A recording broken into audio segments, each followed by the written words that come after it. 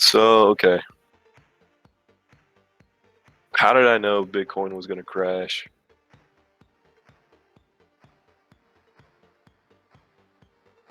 How do you know anything is going to crash? Well,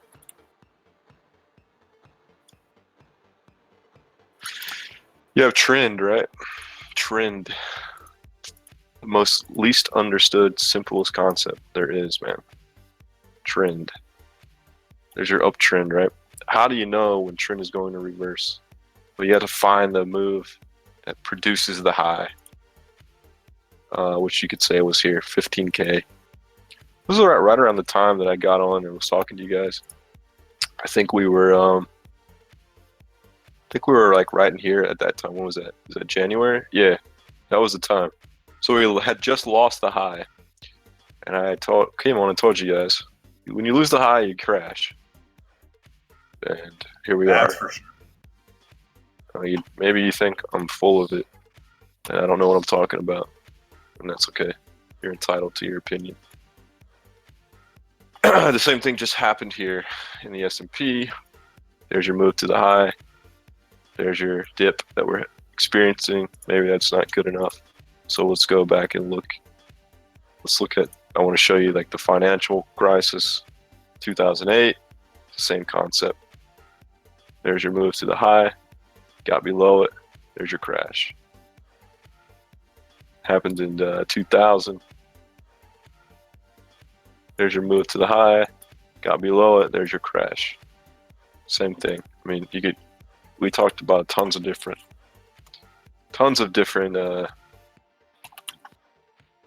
any asset class, it doesn't matter, man. What's one I haven't looked at with you guys? Swiss franc. Weekly charts. The Swiss franc, right? There's the move to the high, got below it, and you're starting to crash. Let's go back in history and find like some really big ones. I mean, all these are the same, man. It doesn't matter. There's your move to the high, get below it, there's your down move. Same thing here. There's your move to the high, get below it, there's your down move. That might be it for the old Swissy. There was actually like a really huge move that a lot of people talk about. That it's this one, yeah.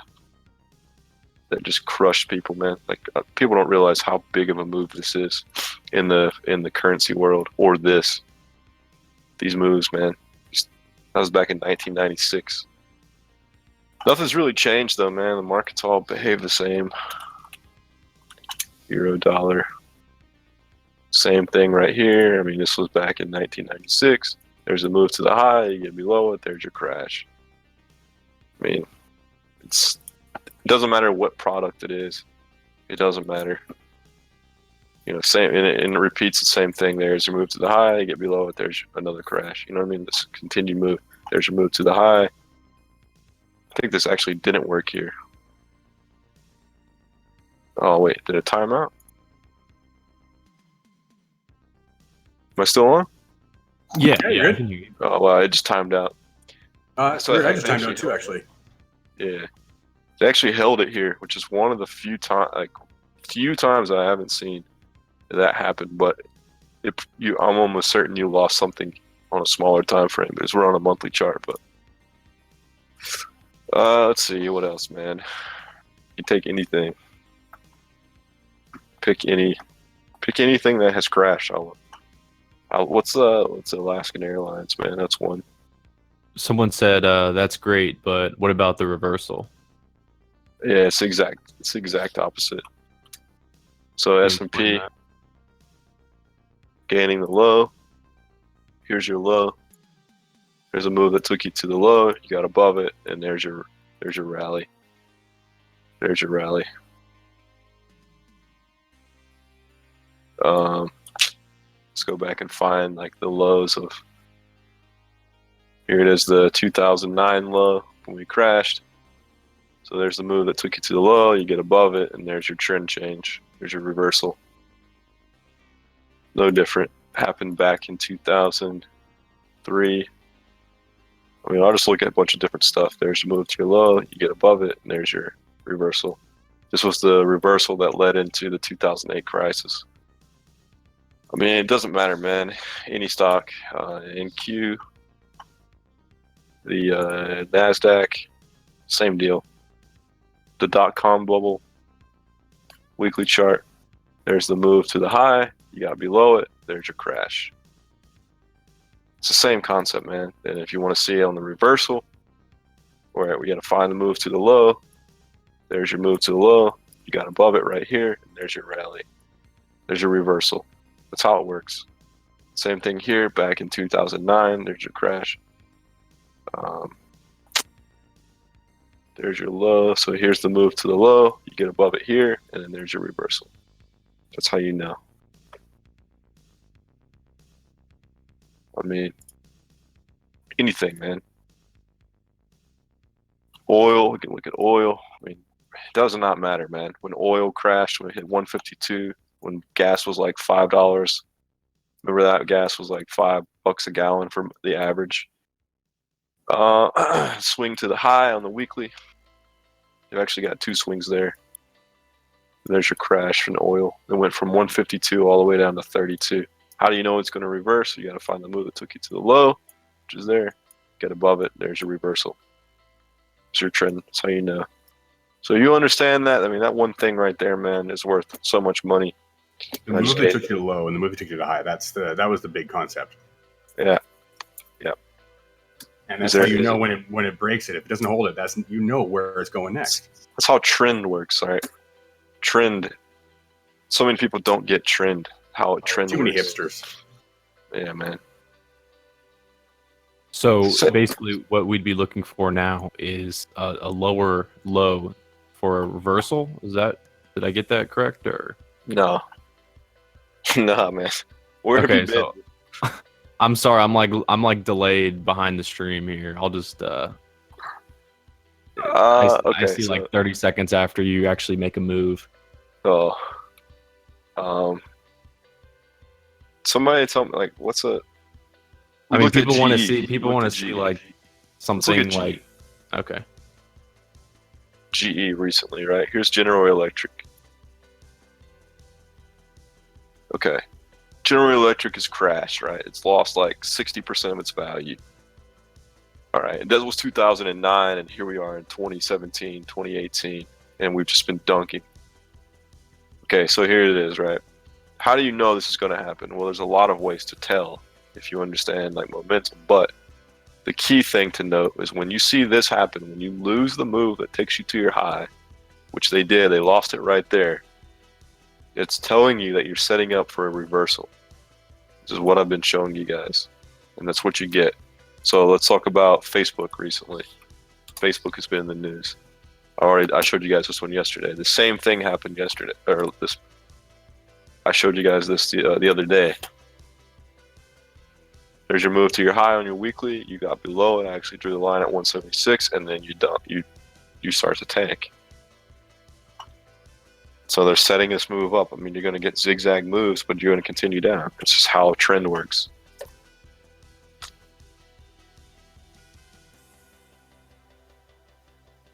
There is no way to know if it's the real low or high without hindsight. Yeah, man. Obviously, there is a way to know, man. If you just think about it logically, right? Like, you don't know that it's the high at that specific time, but you do know that it is a swing high. So if I'm looking back here and I'm in 2008, 2009 when we crashed and everyone's losing their mind, and we test the 600 area and we start to bounce, the only thing that I'm really concerned about at that point is like, can we get above this move that took me down? Can I get above this 950 area? And when I do get above 950, now I know trend is reversed. It's done. We are now entering an uptrend. That's the point. So a lot of you guys want to try to predict the moves that are just not smart to try to predict. So many people chase price, man. That's not how I trade. So if at some point, right, if they manage to get above this 950 or whatever, or maybe it's actually here, it's actually this low, it's actually 874. So we got above that on the weekly. If I were trading this and we got above it, my entry is looking. I'd be looking to get long, basically back here. So where we actually tested and bounced from, I'd be looking for a retest, or maybe I would have got in right here in May. The retest of that level, the retest of support, it becomes support. But I mean, whatever, man. I don't know, man. I get tired of like explaining stuff over and over to people that just want to like argue with what I'm saying. It's just annoying because I explain this stuff so much, man, and people would have no idea how valuable what I just showed you is. So you should really pay attention, man. What I'm showing you will make you a ton of money if you learn it. Not financial advice. What's the minimum time frame, man? Use all your time frames.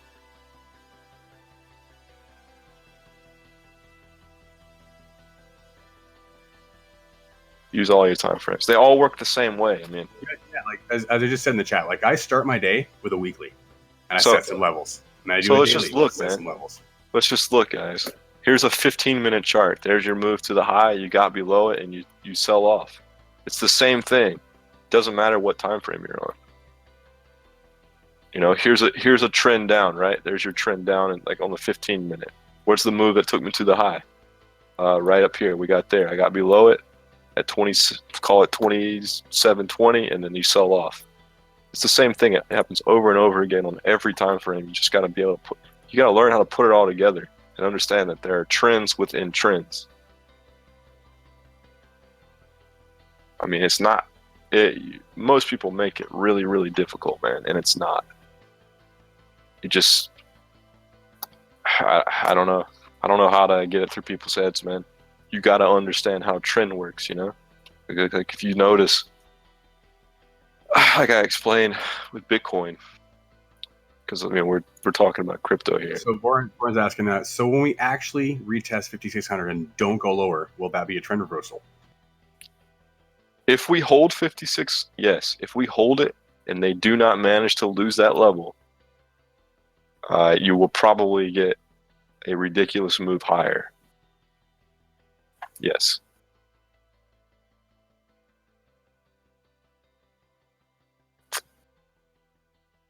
Are we still downtrending? Yes. Well, so here's the problem. Relative to the high, yeah, you're still in a downtrend. Relative to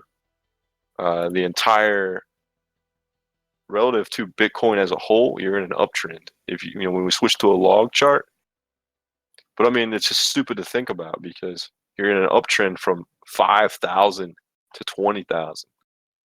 And until you violate this level, you're really still in an uptrend.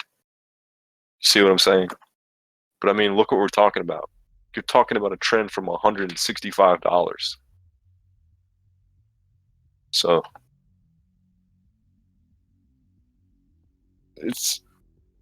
that's why this level is so important, man. If you lose 5,500, dude, it's going to go way, way lower, man. It's just going to take time, but forget about it, man. Bitcoin is done if that happens. Not done. Unless it's saved for some reason, man. I mean, what I'm saying is a general. Then we get into fundamentals versus technical analysis. Yeah, it's a general. All I'm saying is like this is the general rule, and it very rarely do I see it not play out that way. Now, could I be wrong? Sure, man. I'll show you an example where they actually saved it, dude. Because the reason they saved it is because you're talking about like the end of the world. Let me show you. We are in the biggest, WTF, mate. We're in the biggest bubble in the history of the world, pretty much, or one of the biggest bubbles. It's huge. So look. And it's not even close to popping, if you ask me. What I showed you, right? The move that took you to the high. Here's your high. Here's the move that took you there. There's the swing that took you up. You got below it right here. That's all that you need. You had tons of momentum being slown. You had distribution in this whole area. They were setting up to crash, dude. But they saved it right here. They saved it. We were going to crash, but we didn't. So I mean, that in my mind, that should have played out. Dope, your mic just went like half the volume. Oh, did it? All right. I don't know, man. I got disconnected or something. But I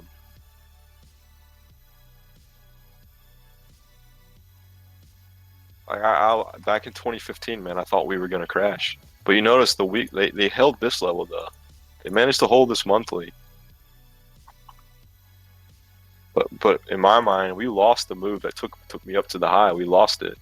So everyone's all up in arms because the dollar value is so huge. So when Bitcoin drops, you know, the dollar value they're losing is huge. But really, it's done this all along. If you look back at 2016 and 2015, Bitcoin's always crashed just the same. It's just back then it was worth, you know, $12 and crashed to $6. Yeah. So nobody noticed. Now it's going from 20 down to 6, so it's a big deal. It's still just following what it's supposed to do. Yeah, I mean, this is how price works. It's how a trend works, man. So, the problem is most people are just they don't have. Good luck finding what I just showed you online, man, from someone other than me. I mean, maybe you can, but if you do find it, please let me know. I would love to see what somebody else says about it. I just never have seen it anywhere on like an internet blog or a YouTube video or something, stuff like that. People, and it's something that's so basic about trend that people just don't get, and you can't find it. So what does that tell you, man?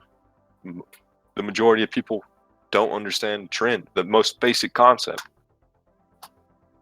Like, there's just so many things, man. Most people don't understand like how price has to progress through support and resistance. I keep getting disconnected on Discord. Keep getting disconnected. The music bot's messed up again. I did this earlier today.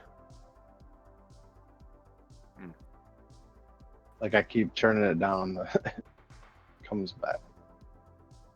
But yeah, I mean that's a lot. I mean that's a lot of stuff, man. I say they, yeah, it just means the market, man. They is us. They is the market.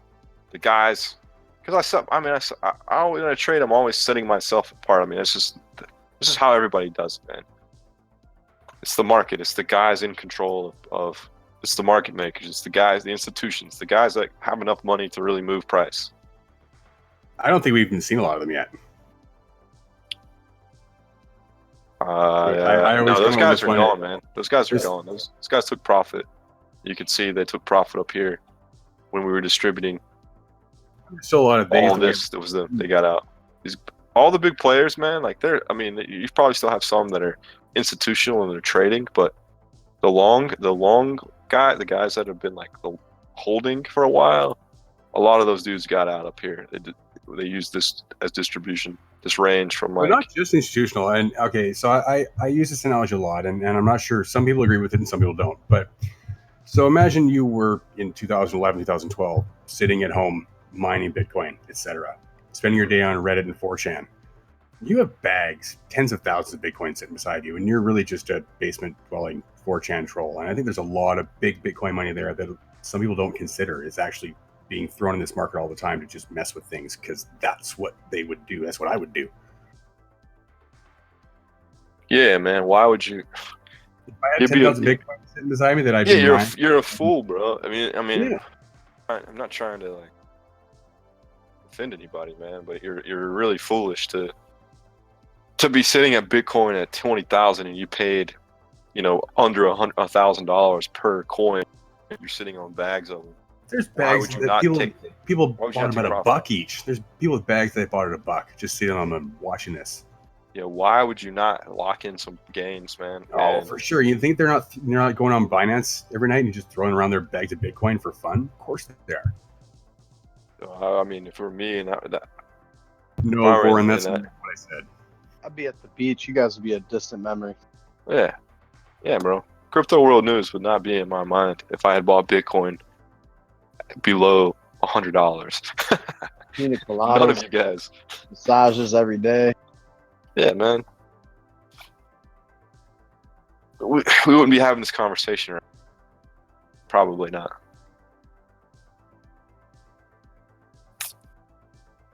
Yep. That's the truth. Yeah, Card Sharks makes a good point. The majority, I would say the majority of you guys that are watching right now, the majority of people in crypto in general are in my experience, what I have seen, crypto traders are the most inexperienced because it's the newest market and everybody got in. Most people got in because they were either interested in the fundamental side of things, being able to mine it, yada, yada, yada. They get in because their buddies got in and they were making a lot of money because we ran up so high. Whatever reason you got in, it wasn't because you wanted to be a trader in most cases. And for that, you have a serious void in your education and understanding how to be a trader. And what most guys don't, they're learning now. The guys that have bought it, say you bought Bitcoin above 10,000 or above 15,000, and you're still holding it. You're feeling the pain, and you're learning that there is an importance. You're learning the hard way, really. So what I mean, dude, this bot is. I know. I wasn't here for it earlier, but I heard about it. I messaged Elliot. Hold on a second. What's up, the music bot, or Yeah, what are we Yeah, talking? it's tripping again. Oh, I did it okay. Let me earlier. just kick it.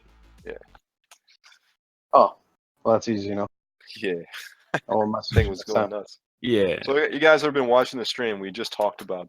Just want to show you, like, when Elliot was talking to me, and I was telling you guys I was watching this level right here on the 30-minute candle, the 71 half area, and I said if we don't get above this, what's going to happen? We're going to sell off. What are we doing? We're selling off. You guys were sitting here, like we were just talking about this. I just happened to see it because I took some profits on my trade, on my short, and I just wanted to point that out to some of you guys if you were here earlier. But back to what I was saying though, like most people got into this game very unprepared, and they're now like I've had a couple of guys in the last week have messaged me wanting me to trade for them. Some of them like a very significant amount of money, and it's because they've recognized they're bleeding money, man. They're losing a ton of money that they had made on the way up, and they don't know what to do. It's like they don't know when to get out. They're just sitting there on their hands, paralyzed, not understanding why price is doing what it's doing, and they're just basically hoping. And if you guys have heard me on the stream before, I say from the movie Denzel, man, when Denzel tells you, hope ain't gonna get the job done, man. And that what's that movie? The lawyer movie he was in, the Israel movie, whatever it was, where he's a lawyer. He says hope isn't gonna get the job done, man, and it doesn't. Oh, dude, it's still kicking me, man. Oh, it's weird. No, I can hear you fine. Pandora's asking, going by your theory, should apply to Forex and stocks. Yeah, man. If it's a chart and it's traded, it applies. I mean, I showed you guys a ton of different charts. Let's look at Twitter, man. That's another one that jumps out at me. I showed you guys this one before. Same concept, right? It just happened here. You just lost the high there, got below it, now you're crashing. If we go back to the weekly, where Twitter was like really high, I don't think the weekly is a good. It's a decent example. There's your move to the high. You got below it and you started crashing. And then here we are now. I mean, you went from like just so much, $75 all the way down to like 13. GoPro's another one that I know off the top of my head. Here's your move to the high. You got below it, and then you obviously crashed. GoPro went to $100, man. And then here we are now below $5, dude. It's basically GoPro is in danger of being delisted from the NASDAQ if it hasn't already, because it's below $5, man, you're done. So that's all I'm saying, man. This is how how stuff works, man.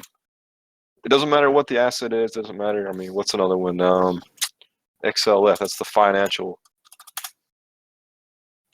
XLF, the financial sector. Same deal.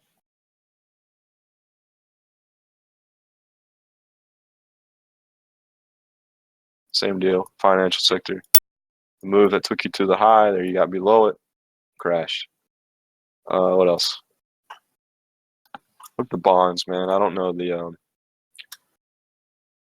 bonds. That's not a good one. I don't know. What's the 30-year, man?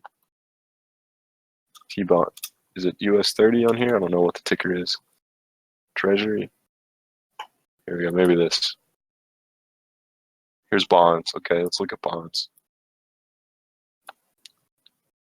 US 30. I think this is bonds. It looks exactly like the S&P, doesn't it? That can't be right.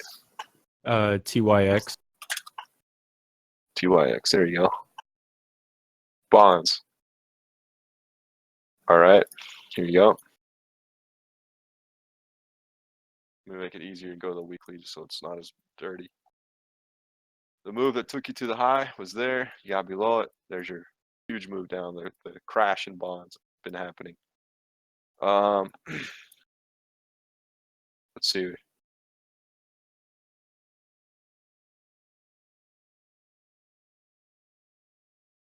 I guess this is the move that took you down to the low. You got above it, and then there's your rally. Yeah, I don't know what's going on, man. It's like I'm either getting disconnected or it's like it sounds like somebody's coming back in. But I'm gonna come back into the channel 1 second. All right. I'm gonna move this server just in case. Might be having some Discord issues. Right. It's weird, but yeah, man, it doesn't matter. It doesn't really matter. We'll go back here in like 2000. High, you got below it, and it crashed. So it doesn't matter what the product is, what the asset class is. It's all the same. It all behaves the same way.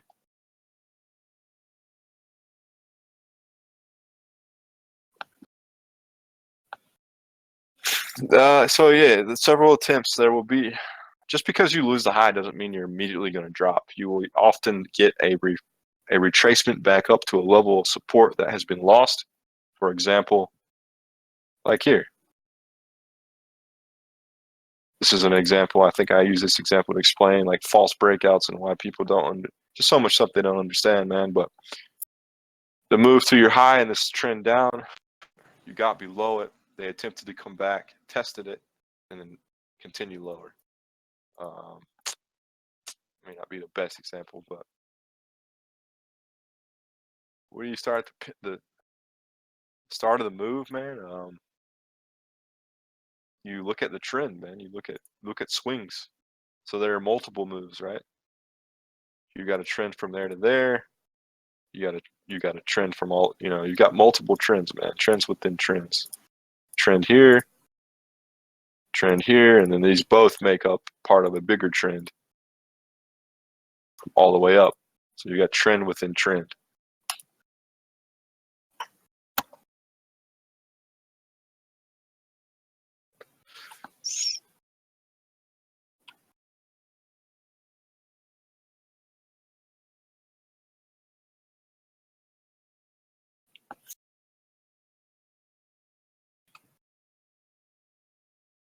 Bear trap, there's no such thing, man, in my opinion.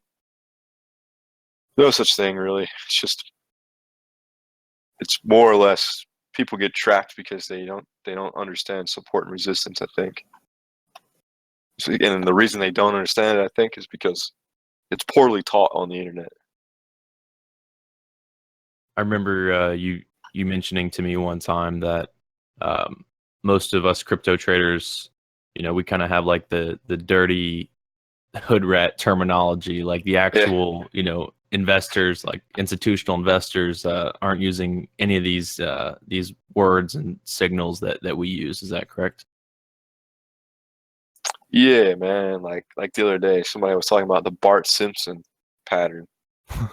like that's whatever the hell that is, man. That's or It's the real deal.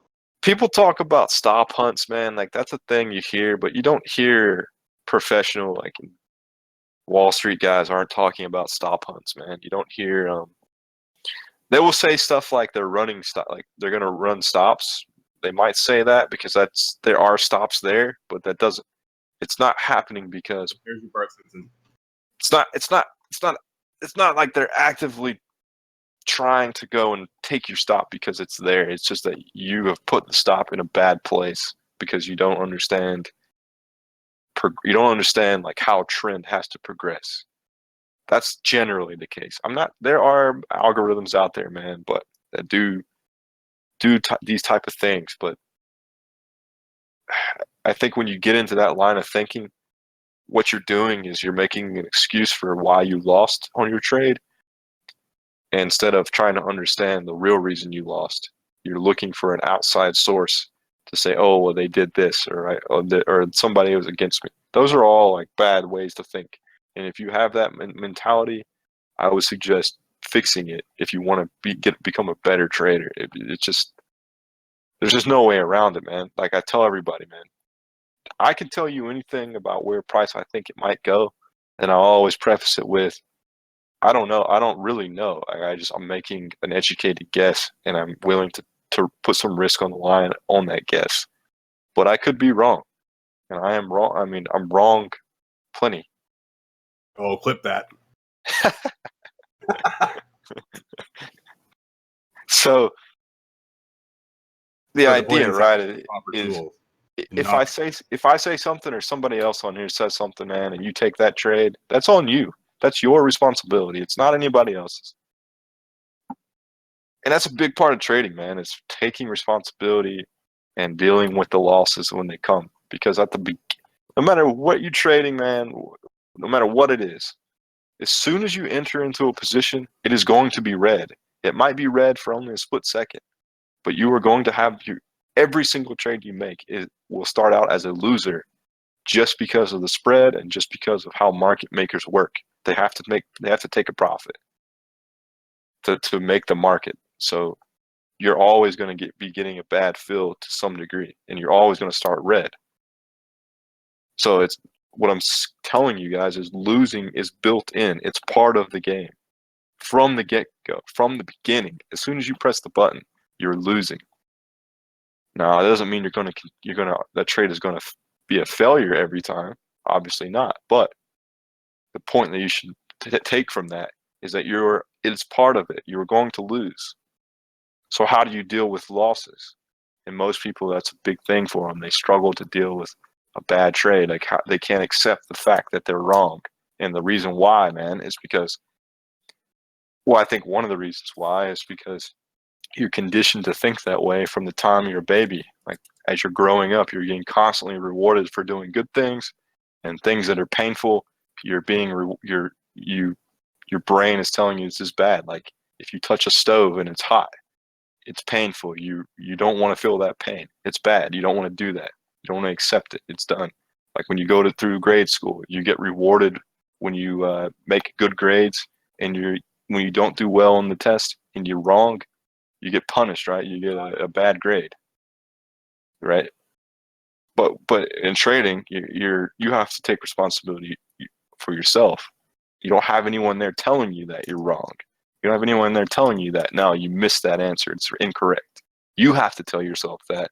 And you have to have a reason. There has to be some sort of logic and reason or strategy or methodology that you use that invalidates that trade. I teach a certain thing that I look at, but not everybody. I'm not telling you that way I trade is the right way. The right way to trade is the way that makes you money at the end of the day, or at the end of the month, or at the end of the week. That's the right way to trade, whatever that is. So I'm not telling you to go buy my course because I have a course for sale. It's there if you want it, but I don't need you to buy it, man. I make money trading without anybody in CW, and it doesn't matter either way. But what you got to know, if you take nothing from what I'm saying today, is you got to figure out if you want to stay in this game and stay trading, you got to figure out how to deal with your losses. That's a big a big thing that not a lot of people are going to tell you. Most people, if you go on YouTube, they want to show you the Lambos, the Ferraris, the nice house. They want to show you the vacations that they're on, the things that they're doing in their life. They want to project this lifestyle on you. And honestly, man, a lot of that's bullshit. Because I think, and this is You my don't have to opinion. win one. You really, if you're winning 2 out of 5 trades, and those 2 wins are enough, that's all you need. Yeah, like Better be winning 4 or 5 out of 5, but yeah, whatever. I mean, whatever your strategy is, like as long as you're making money at the end of the day, that's what counts. But like what I'm saying is, like, you see it on TV and on YouTube and in the crypto world. I mean, it's everywhere, man. The reason why people use that tactic is because they know that you are hungry and greedy. They know you want to make money, so they're sitting there trying to cater to that part of your brain where you see that nice car, you see that vacation they're on, you see that lifestyle they're showing you, and you immediately want that because it's a nice thing. You know, you like, man, I would really like to be on the beach doing this or whatever they tell you. So you instantly are drawn to it, right? But that's a lot of that's bullshit, man. I'm not saying that these guys that are doing well don't live a lifestyle like that, but really your life as a trader is pretty simple. It should be pretty simple because trading is a difficult thing. And the more things you have in your life that are complicating things for you, that are complicating your thinking and your ability to focus, any kind of distraction, right, is bad generally for wanting to be a trader. Like most traders, man, they trade and they have a set time, and that's that they trade, and then they do something else. But relatively, their lives are pretty simple, man. If you're a good trader, I think that's you you were a trader strive to before do it. crypto, right? What's that? You were a trader before crypto? Yeah, man, I traded. I honestly don't trade a lot of crypto. I've been messing around. I have a BitMEX account. Like a month ago, man, I didn't know Binance. I didn't know about any of this stuff. I'm pretty new to crypto, but I traded futures. I mostly trade futures and forex. I trade like crude oil, gold, S&P mini. I mean, a lot of other products. That's what I started. I traded options. I traded everything. Crypto is just another market to me. But when I found this Twitch and this stream, there's not a whole lot of places, man, where there are a lot of people that are interested in trading that are live streaming. There are some, but not many. And I found this and I was like, oh, they actually have like a fair amount of viewers. Let me see what's going on. Started hanging out here, started talking to people, realized really quickly how little people actually know. And I was like, well, when I started talking, a lot of people started reaching out, asking me questions, wanting me to teach them things. And then here we are. I decided, okay, let me make this course because there's so many people that need it. And then here we are, man. Like we're talking right now, and it's literally been a month, a month or two since I've been hanging out here, and hopefully, man, I reached a lot of people and helped a lot of people out, man. At least figure out, if nothing else, figure out if they actually want to keep trading or not, if they want to make it a serious endeavor, or if it's just a hobby, man. Like trading it's a serious thing, man. If you really want to get good at it, it's just like anything. You got to put in the time and the effort, and the problem with it is you are going to lose money when you start out, and you will probably lose money for a while. Especially if the way you're trying to learn to trade is just researching YouTube and Google. Not to say that you won't find good information, but you will probably lose longer. I would say, like, if you have a friend or you have somebody that can be a mentor to you, find those people. Actually, make sure you find. The problem is how do you know if they're legit or not? Because I mean, that's the thing, is the part to overcome is you don't know what you don't know when you're starting out. So how do you overcome that? How do you know that this guy is legitimate? That what he's telling you is logical and makes sense? So those are things you got to figure out for yourself. But most people aren't going to tell you, man. You're going to lose in the beginning. I'd be lying to you, and anyone that's telling you you can start trading and you're going to make a ton of money. Maybe you did in the beginning. You were buying Bitcoin and crypto in the beginning, and you just held it. yeah, you probably made a ton of money, but now what are you doing? Like, that's one part of the game. That's a bull market. What do you do when we start selling off? Can you make money in the downside? I mean, there's a lot of things like, but in general, what I want you to understand is like, you are not going to make money in the start. For most people, the vast majority of people are going to lose. So anybody telling you otherwise is probably lying to you. But it just takes time, man. It's a lot of stuff. It takes a lot of time and effort, and most people quit because how many of you are willing to lose money month over month for years? How many of you want to keep doing that? Like, and you want to do it seriously? It sucks. Yeah, that's what most people do, right? And that's why like that 2-year mark comes around, and depending on how much money they're like, if they're crazy and they're investing a lot of money, then that's one thing. If you're just doing it like you've set aside a small amount of money and you're trying to learn and do things, that's a more responsible approach. But not everybody is the same. Like some people lose more than others. You know, it just depends on your personality and what you learn and kind of like how quickly you learn. But in the end, the same question is posed to either person. And that question is, how long am I willing to continue to feel this pain and suffering of losing money month over month until I become consistent and I actually learn what the hell is happening and learn how to read the charts, learn how to trade? See, most people never get there. They just quit because they're like, man, I can't do this. And they give up and they're done. And that's fine, man. That's the reason why most people are losing traders.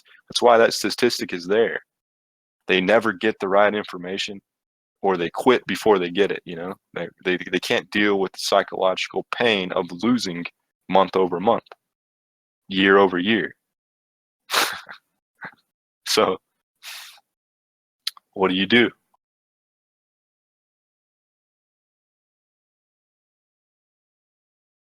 They quit.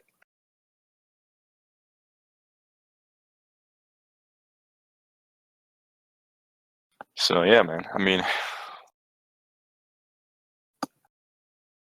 Wow.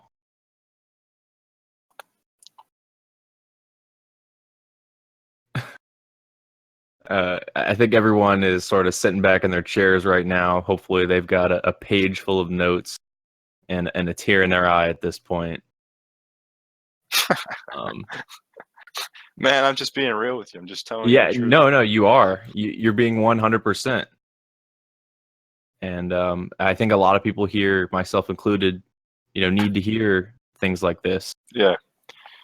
Because I know this sounds like it's all common sense to you, but for at least I can't really speak for everyone in Twitch chat, but they look like they're pretty they're pretty emotional right now. But yeah, I mean, this is all like this is the first time I've heard of this. I know it. I mean, like I said, it's common sense to you, and it's super simple and easy. But yeah, I mean, it's just, and we're not talking. I'm not showing you like technical things right now. We're just talking about what it's like to be a trader.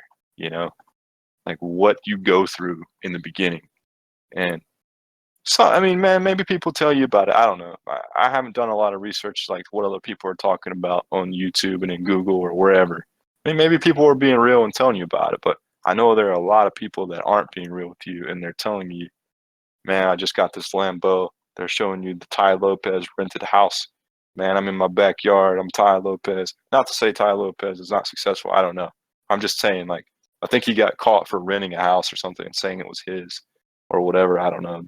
Maybe it was his. I don't know. But the point is, like, you can go and find people all over the internet that they want to deceive you. They want to show you a lifestyle that they didn't attain.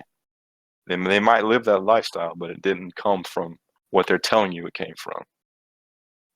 And trading is difficult, man. This is the thing. Like, there's a video, somebody linked it yesterday. I talked about it, and the relationship between a lot of these educators and influencers and the brokers themselves.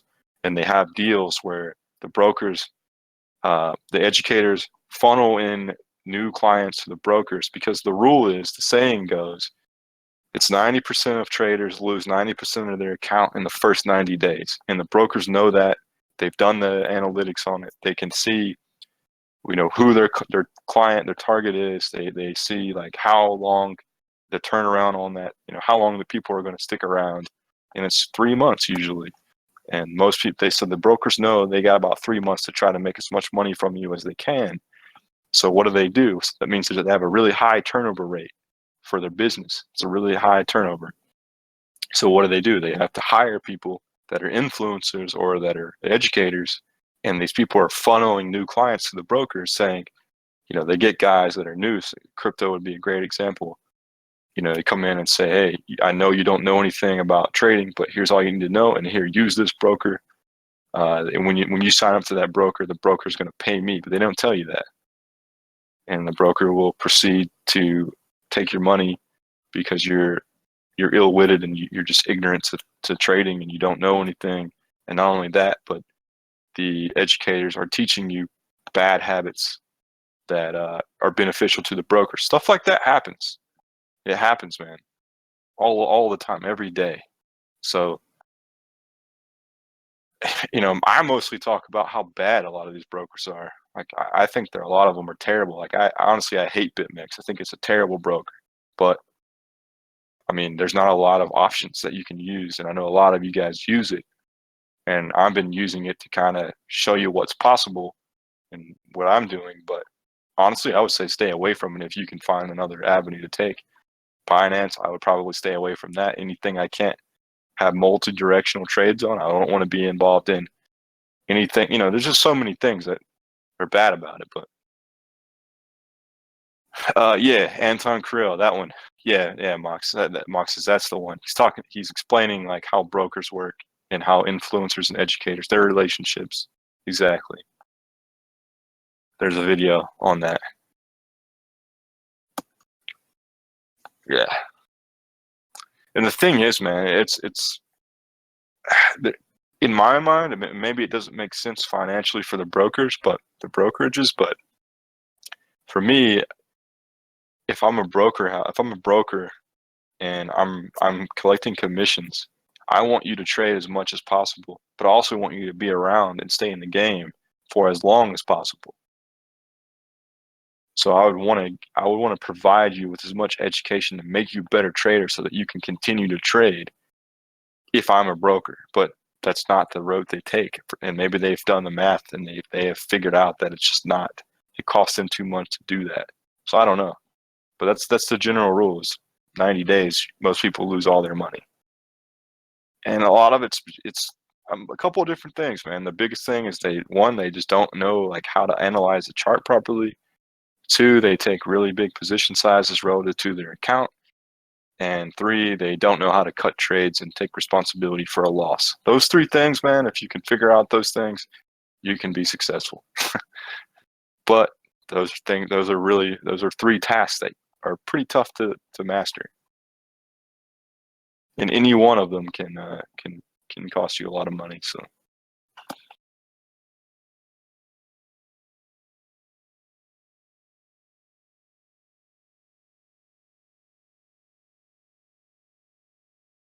I'm just reading some of the comments here, man.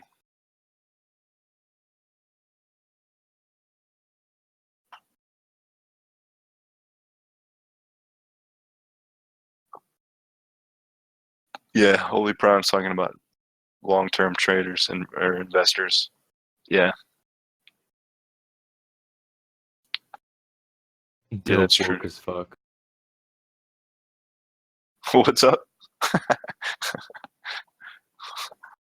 Yeah, man, I want to wake you guys up, man. Show you the truth. My current state, thoughts on the current state of the market. We're setting up for a big move down.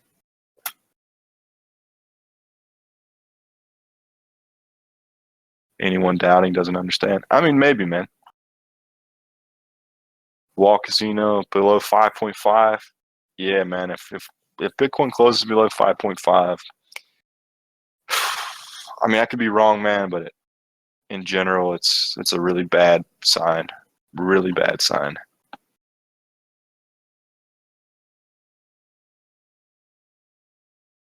Yeah, damn right. That's pretty much it, man. Chart rigging, discipline, and taking loss, and all three of those things are all kind of intertwined. I mean, to be able to take a loss requires discipline. To learn how to read a chart requires discipline. So I guess it all goes back to discipline. You know, and what I've done, man, is when I got with CWN and showed them the course that I had, and I'm getting all these messages from people wanting me to mentor them and teach them stuff. Basically, what I've done is I've tried to simplify the process down as literally. I mean, there are people in here in the chat right now that are in the course, and they can tell you, they can testify to what I'm telling you. They're a witness to what I'm saying. I've tried to make it as simple as I can. And really, if you can't understand it in the way that I've written it, I really don't know how to make it much simpler. I mean, maybe there's a few things, but really, I'd tell you in plain English and use analogies that you should be able to understand because they're everyday common sense type things.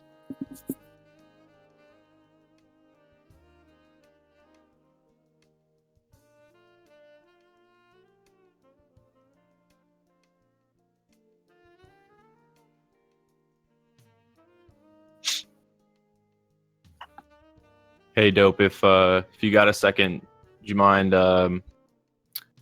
maybe showing us some levels that you're looking at? I think it would be cool to. Let's see. Well, Oh, I'm back. so this is a level that we tagged. It's daily low from the February the 5th is what we bounced off of here. Did we touch that today? Holy shoot, we did. Yeah, that was the level. This swing low here at 7,300 is the one I've been talking about. This area down here at 77 is another level that would be important. I mean, there's a few others, but the 87, 88 would be a big level. These are all daily charts, by the way. I mean, you've got levels all over the place. Below that,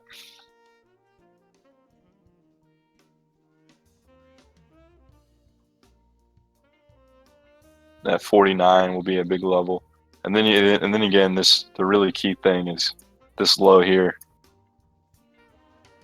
So we'll go to the 1 hour though. I'm gonna zoom in on this trend down, what we're working with right now. You see we bounce off this 65 area, that daily level, but you also have some other levels here. Maybe down here at 60, the low 6,000s will be another level in the 1 hour. And then after that, man, you're really looking at making a new low if that fails. Back above,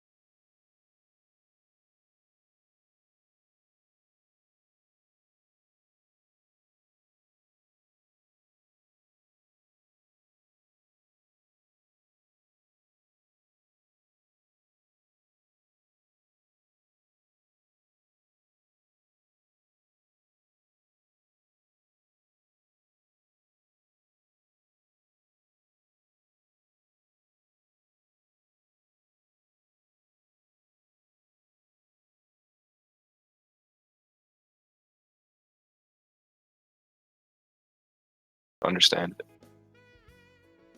One of the concepts I liked, and I'm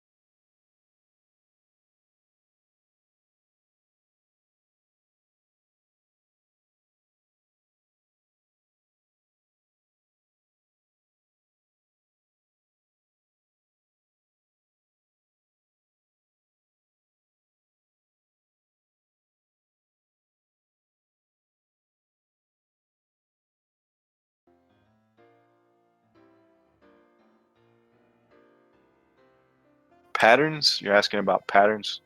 Patterns are just momentum changes. And when you start to really understand that, you won't. A lot of people make the mistake of focusing on a pattern. They see a pattern and that's all they focus on, and they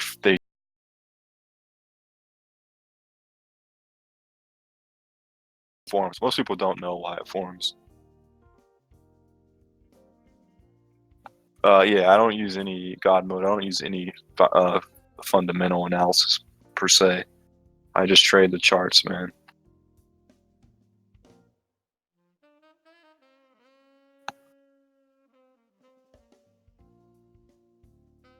Do I think it's possible to go to 1K? I mean, yeah, man. It's not possible to do it right now, at this moment, or like until certain things have set up. It's not possible. I don't think it's not going to be possible until you get below 5,500. Obviously, I mean that's a logical statement. You can't go to 1K until you get below 55, but 55 is a key level.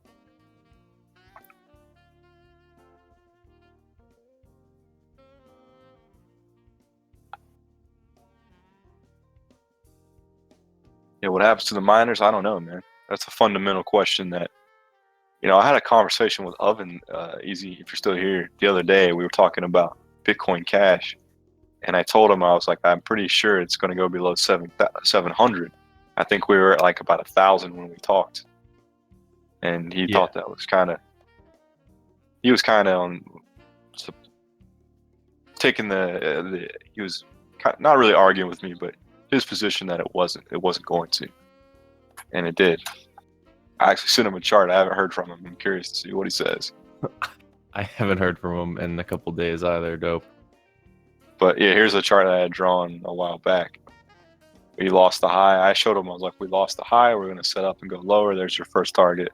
It's 690, and we tagged it and we bounced off of it. And then, as you can see, getting rejected on this previous level. But so I was thinking it's probably going to go even lower, but you know, I was telling him like you could see Bitcoin Cash at $200 again, and he thought that was crazy because the miners it wouldn't be profitable for the miners.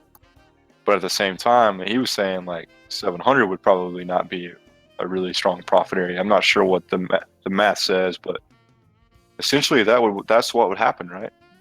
That would be your fundamental reason for getting there. At some point, price no longer becomes profitable to mine, and no one buys it, no one wants it, and it continues to go lower.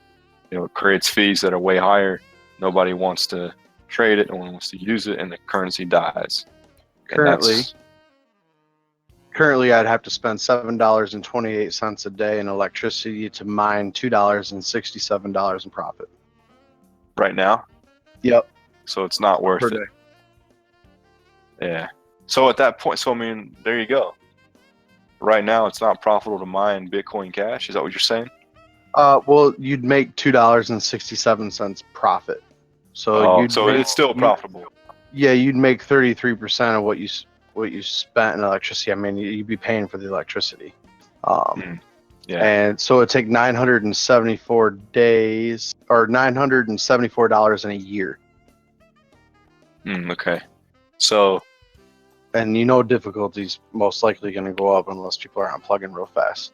Yeah, so at some point, whatever that number is, where it's no longer profitable and doesn't make sense, it's not worth your time. It's a massacre right now. Right. You will see prices dump. I mean, maybe that's your fundamental reason. I don't know, man. I don't look at that stuff really, but if I had, that's just a logical argument that we can make.